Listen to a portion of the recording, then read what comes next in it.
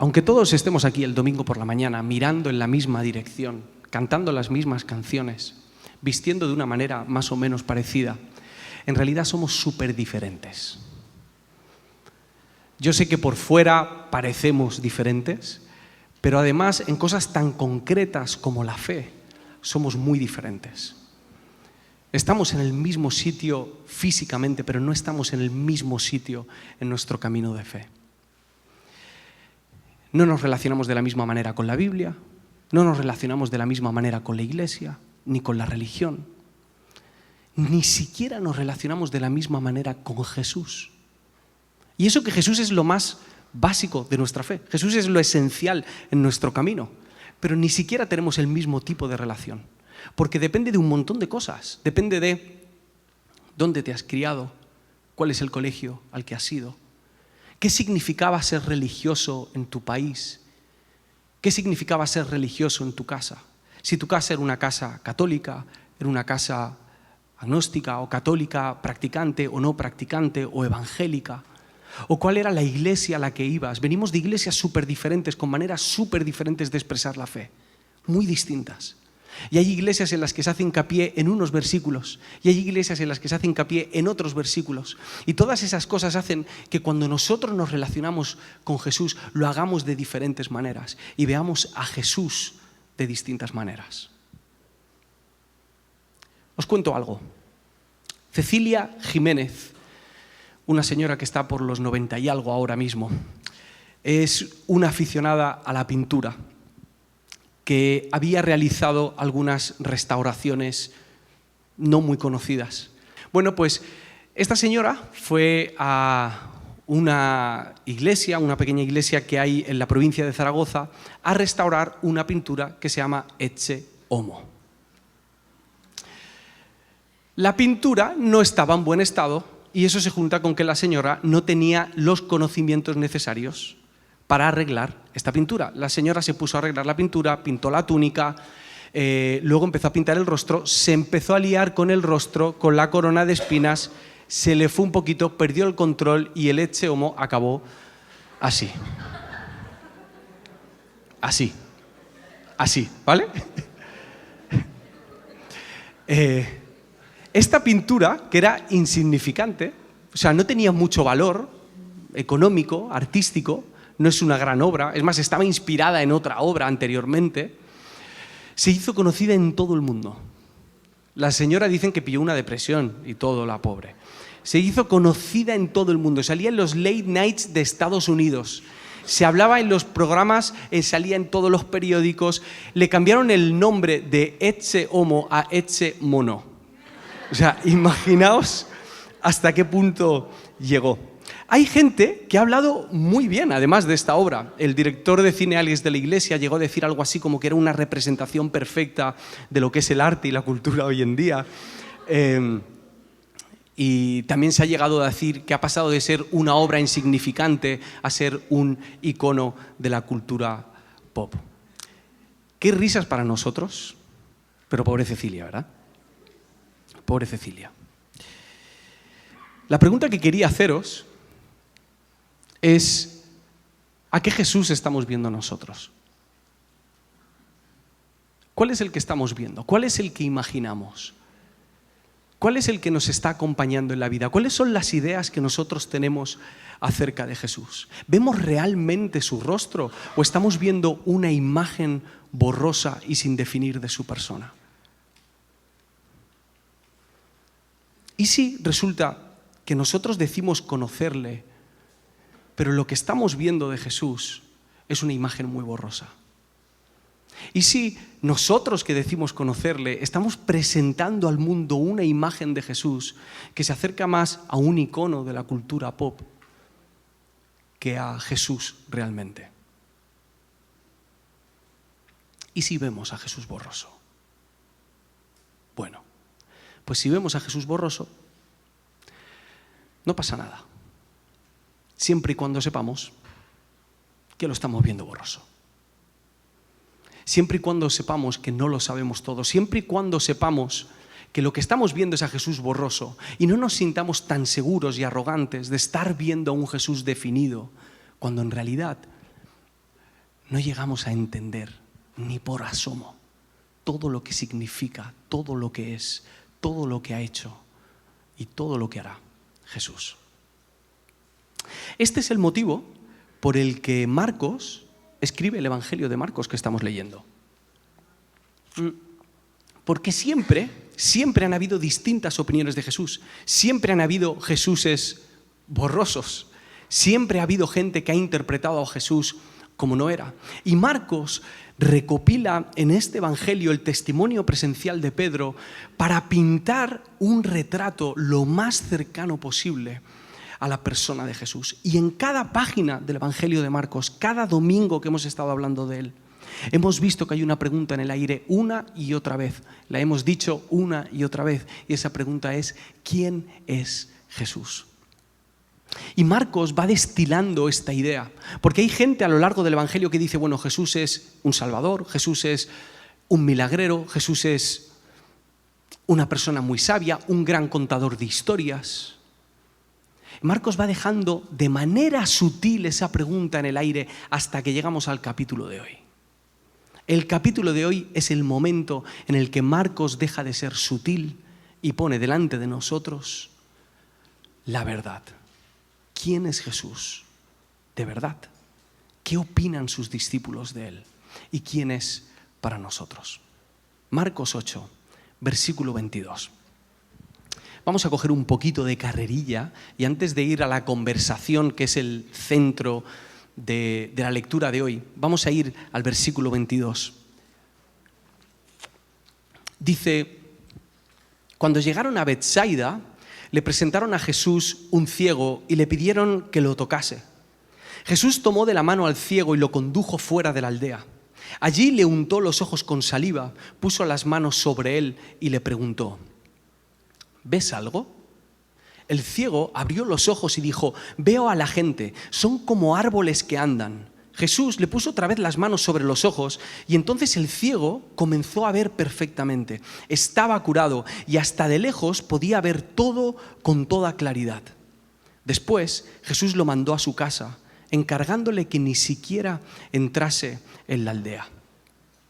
Esta sección del Evangelio que estamos leyendo comienza con un milagro, pero este milagro no es como el resto de los milagros. Me explico. Normalmente en un milagro lo que vemos es el poder de Jesús y vemos cómo Él, o cómo es su persona, hasta dónde llega su fuerza, cada vez sorprendiéndonos una y otra vez. Pero en esta ocasión vemos no solamente un milagro, sino una especie de parábola andante. Es una parábola viviente de lo que va a ocurrir a continuación con una conversación que va a tener con sus discípulos. Una cosa curiosa de este milagro, yo no sé si alguna vez os lo habéis preguntado, yo cuando era pequeño me lo preguntaba, es ¿por qué Jesús le sana en tandas? ¿Por qué Jesús no le sana a la primera? ¿Jesús podía sanarle a la primera, sí o no? Lo había hecho, lo hemos leído a lo largo de todo el Evangelio y lo que nos queda. Jesús hacía las cosas y tenía el suficiente poder para sanar a esta persona de primeras, pero no lo hace. Lo hace en 2 tandas. Está abriendo sus ojos poco a poco. La mayoría de los comentaristas dicen que este milagro de Jesús, por partes, es una parábola de lo que está pasando con los discípulos. Que sus ojos se están abriendo poco a poco. Cuando digo parábola no me refiero a que es una historia inventada, sino que una historia real, en este caso, nos está sirviendo a la vez como una analogía de algo que nos ocurre a cada uno de nosotros y a los discípulos en este caso. No sé si recordáis que hemos visto otro doble milagro por partes recientemente. Hemos visto la alimentación de los 5.000 y la alimentación de los 4.000. Y ambas alimentaciones terminaban con una escena sobrecogedora, que era a los discípulos sin tener ni idea. Las 2 escenas terminaban con los discípulos. La primera dice, la alimentación de los 5.000, que no entendían lo que acababa de pasar con los panes y los peces.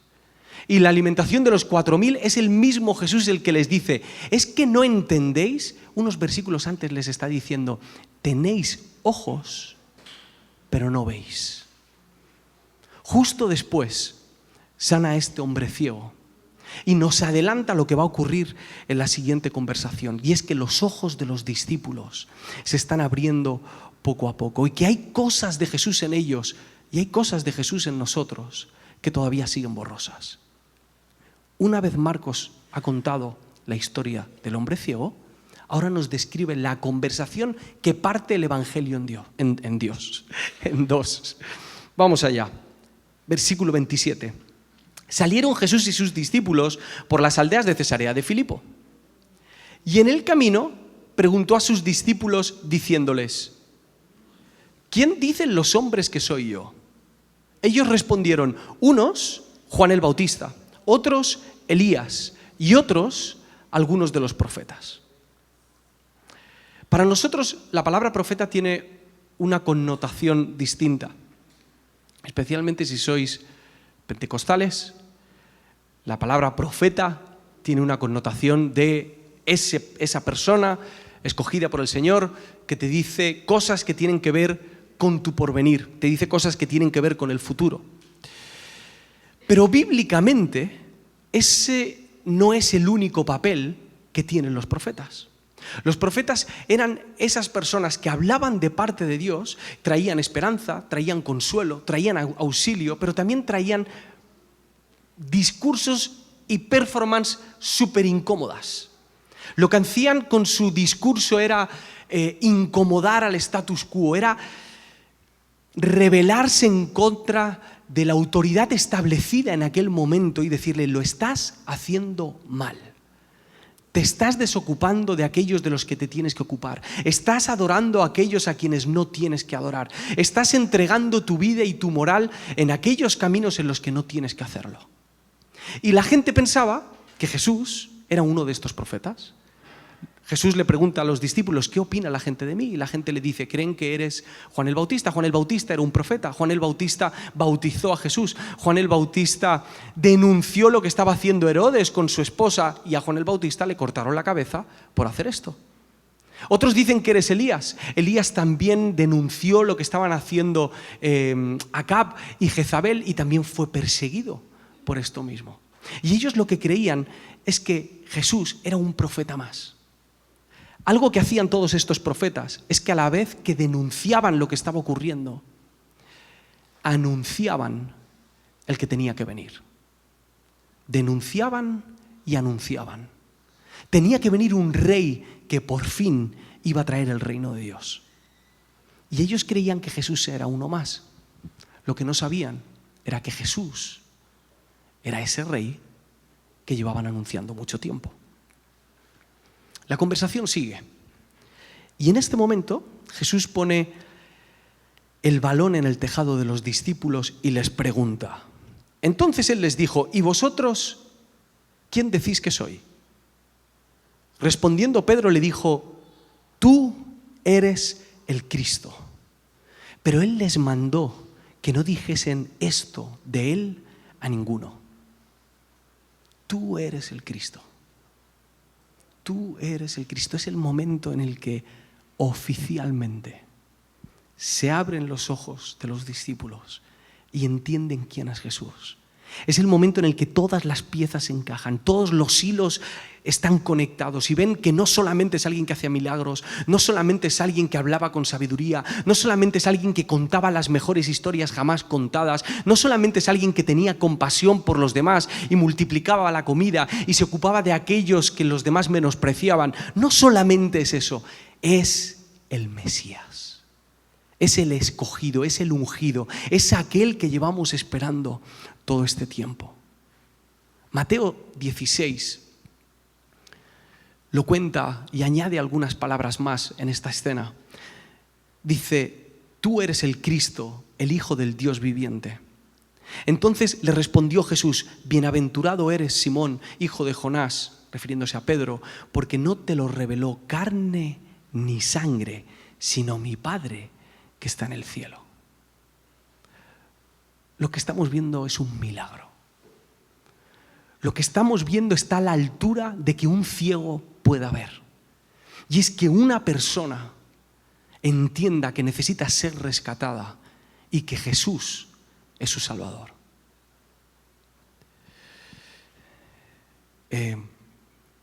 nosotros leemos esto con ventaja, con mucha ventaja. En el versículo 1 del Evangelio de Marcos dice: este es el principio del Evangelio de Jesucristo, Hijo de Dios. Nosotros sabemos quién es Jesús en esta historia. Ellos no tenían ni idea. No tenían ni idea. Es el primer momento en el que sus ojos se abren. No sé si alguno de vosotros recordáis ese momento en vuestra vida.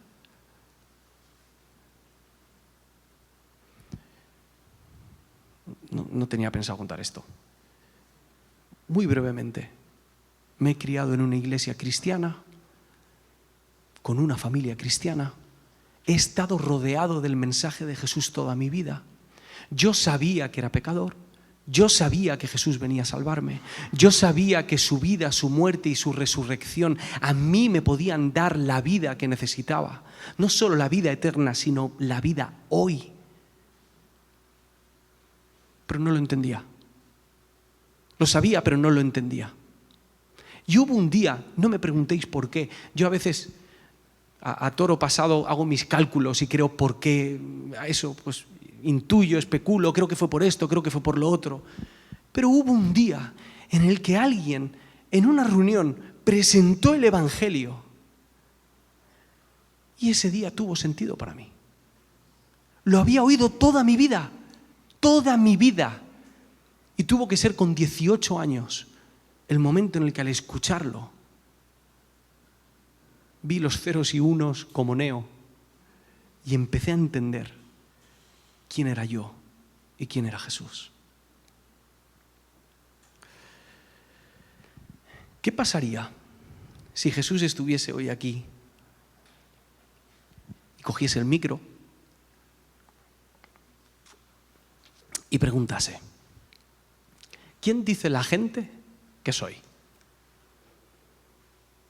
¿Quién dice la gente que soy?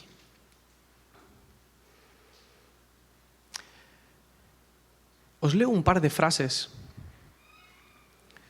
de personajes conocidos que me parecen muy interesantes. Una de estas frases es de Gandhi. Dijo: el mensaje de Jesús, tal como yo lo entiendo, está contenido en el Sermón de la Montaña.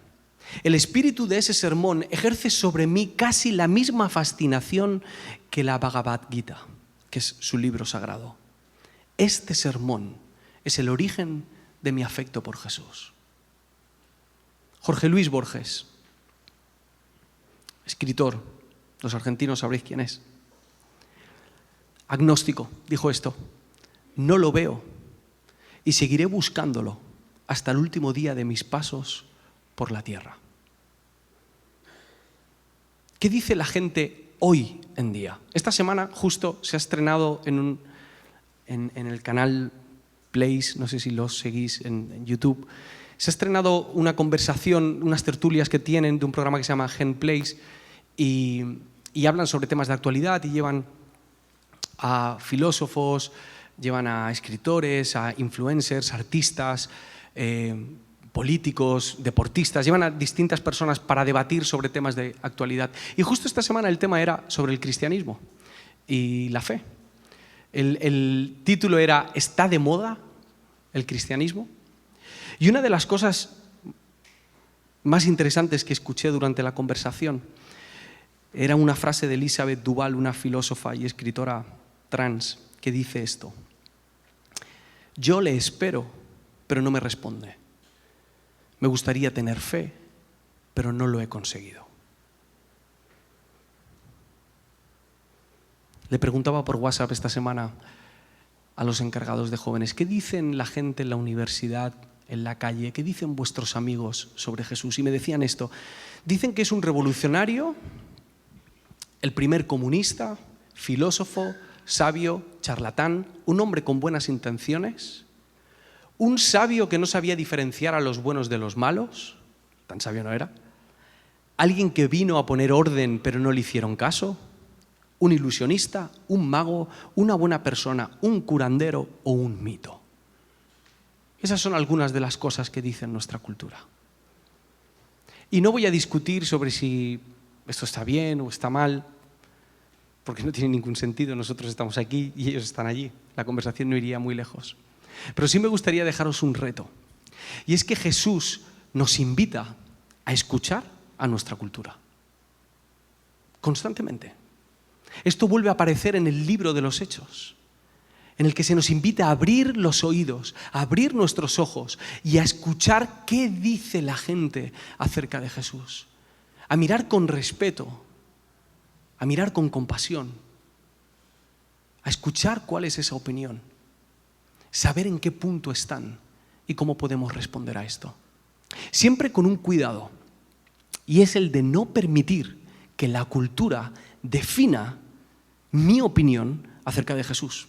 Porque al final soy yo el que tiene que responder delante de Jesús, porque en algún momento a mí me va a preguntar Jesús, ¿y quién dices tú que soy yo?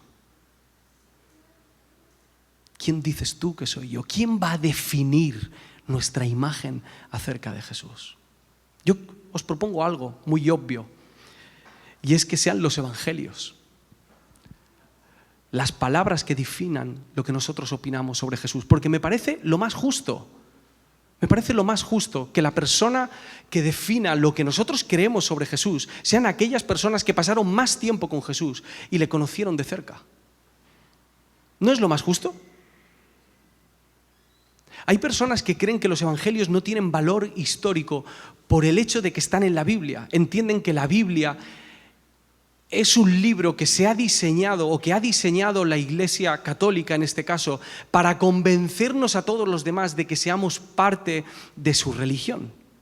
Pero no es así. Cuando se escribe Mateo, Marcos, Lucas y Juan, ellos no están pensando en la Biblia. Ellos no están pensando qué bien que el editor me ha llamado y me ha dicho que escriba un evangelio para esta Biblia. Ellos no están pensando en eso. Ellos están pensando en cómo contar la historia de la persona más maravillosa que han conocido en su vida. ¿Cómo puedo contar estos milagros? ¿Cómo puedo transmitirle a la gente por escrito lo que yo viví en persona cuando estuve con Jesús? Y el valor histórico que tienen los 4 evangelios no es porque la religión diga que tiene un valor histórico.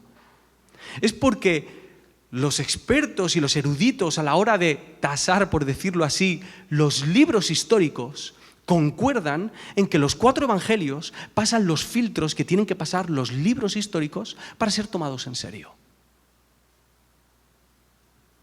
Uno de los criterios que pasan los 4 evangelios es el de la certificación múltiple. Quiere decir que es muy probable que pasase lo que pasó si hay 4 personas que están contando la misma historia sin tener contacto entre ellos, escribiendo en diferentes momentos. Aparte, la historia de Jesús no solamente está contada aquí.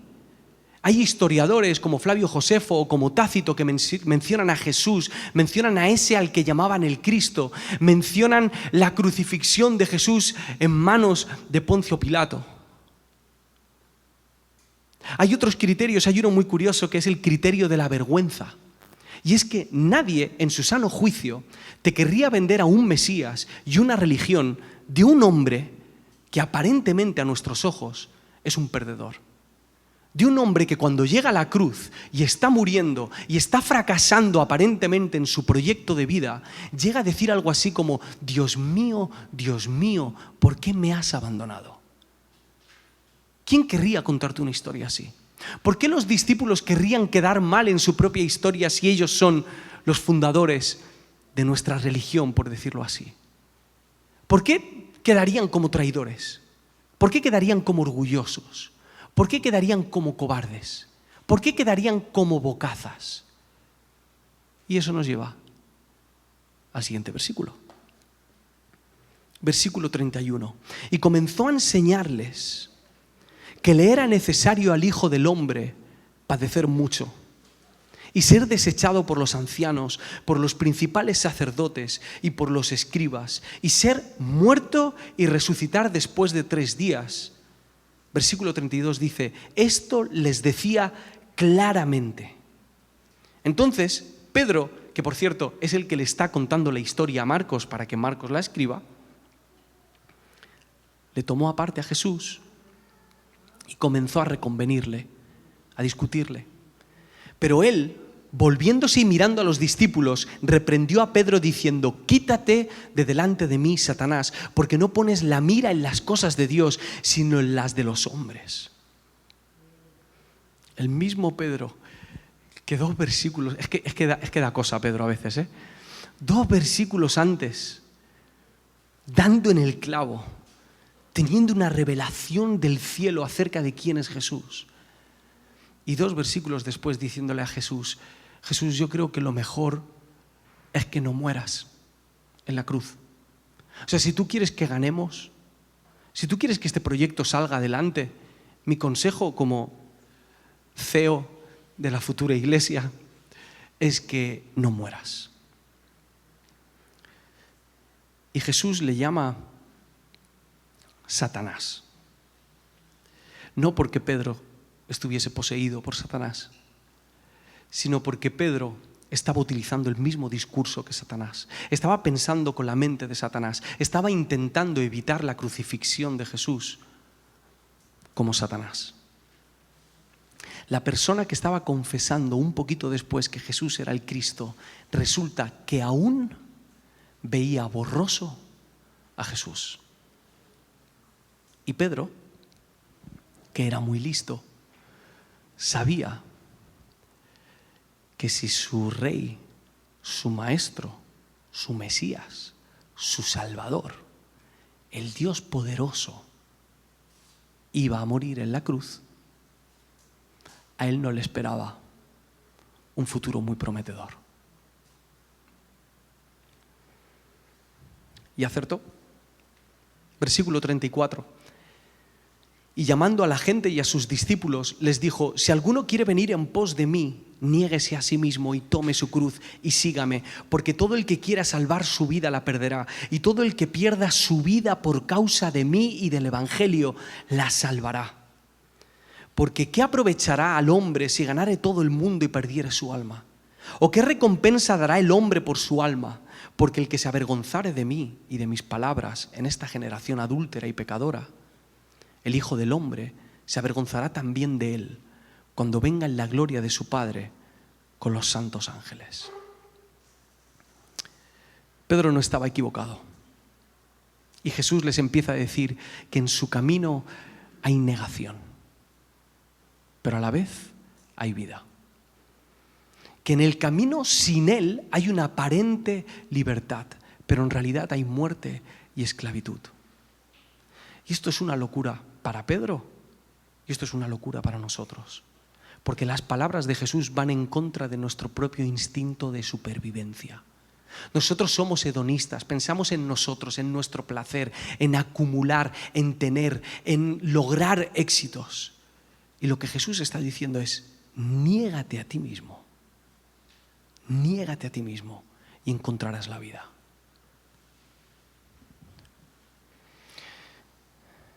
Nos está invitando a seguir el camino de la compasión, del amor, de la entrega, del servicio, de la comunidad, del gozo, de la paciencia. Y es en ese camino donde nos encontramos con Jesús y donde nos encontramos con la vida. Esto está muy guay, porque quiere decir que la clave para entender la vida cristiana o para vivir la vida cristiana no es tu opinión o tu pensamiento sobre Jesús únicamente, sino tu vida. Tu opinión sobre Jesús es importante, pero es insuficiente. Jesús no te invita a saber, Jesús te invita a vivir. Es una invitación para la vida que por supuesto incluye nuestro intelecto, incluye nuestra opinión, incluye nuestros pensamientos, incluye nuestra visión acerca de Él, pero sobre todo incluye una transformación que viene desde dentro, no provocada por tus fuerzas, no provocada por tu esmero, sino provocada por su amor. ¿Y sabéis qué? Que cambiar de opinión impone, pero cambiar de vida da vértigo. No sé si os ha pasado en algún momento en el que habéis tenido una crisis de fe algo que habéis descubierto y os dais cuenta de que estáis llegando a un punto en el que tenéis que cambiar vuestra manera de pensar acerca de eso. Y da miedo llegar a esos momentos en la vida. Pero cuando te pones a pensar en lo que eso además implica en tu día a día, da pavor. Pero esa es la invitación que Jesús nos está haciendo. Quiero leeros una frase de es un psicoanalista canadiense, si no me equivoco, es escritor, se llama Jordan Peterson. Es alguien conocido, muy polémico, puedes estar de acuerdo con algunas de sus cosas, en otras no. Y hace poquito en una entrevista, hablando acerca de Jesús, llorando, decía esto: aún no sé qué hacer al respecto. En parte porque es demasiado aterrador pensar en creer en algo completamente. Ni siquiera sé lo que podría pasarle a uno si cree en Jesús totalmente. Me llama la atención y me entristece a la vez que alguien que no sigue a Jesús haya comprendido antes que los mismos cristianos que se trata de entregarte completamente y de que esa entrega, por supuesto, da miedo. Estos pasajes que hemos leído nos lanzan 3 desafíos distintos. No sé en qué punto estaréis. Por un lado, el de admitir que nuestra visión acerca de Jesús es borrosa. El de volver a abrir nuestros ojos, ser humildes y acercarnos a Jesús casi como si fuese la primera vez y dejar que Jesús nos sorprenda. Dejar que Jesús nos provoque para volver a sentir admiración por su persona. Y algunos habéis perdido ya esa curiosidad. Habéis perdido esa inquietud por volver a conocer a Jesús. Y a lo mejor estás en el momento de decir: oye, no estoy viendo a Jesús como es. Estoy viendo a ese mono en vez de a ese homo. Y estoy perdido aquí ahora. Segundo desafío que nos deja es la pregunta de quién es Jesús para ti. No sé dónde te has criado, no sé si piensas que la fe se hereda, o tú opinas lo mismo que tus padres porque son tus padres y los quieres mucho, o lo mismo que tu iglesia porque te sientes a gusto y hay un sentido de pertenencia. Pero al final esa pregunta Jesús te la está dirigiendo a ti. ¿Quién es Jesús para ti? ¿Y quién va a definir esa imagen de Jesús? ¿La cultura? ¿Los demás? ¿Otras voces? ¿O vas a dejar que los evangelios pinten ese cuadro acerca de Él? Y la tercera propuesta que nos hace el texto es la de coger nuestra cruz, negarnos a nosotros mismos y seguir a Jesús. Es un llamado para una nueva vida.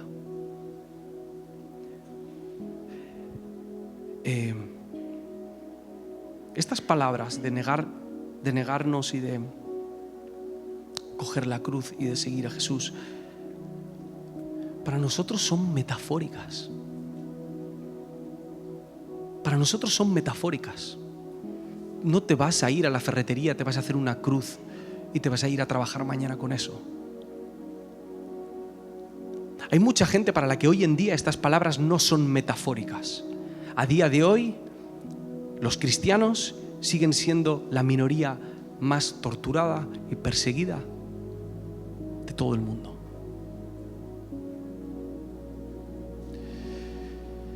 Pero para Jesús fue literal. Coger su cruz hasta las últimas consecuencias, negarse a sí mismo por amor a ti, para que tú pudieses ver en algún momento cuánto te ama Dios, que prefirió entregarse a sí mismo que verte a ti morir en esa cruz. Coge la cruz y niégate.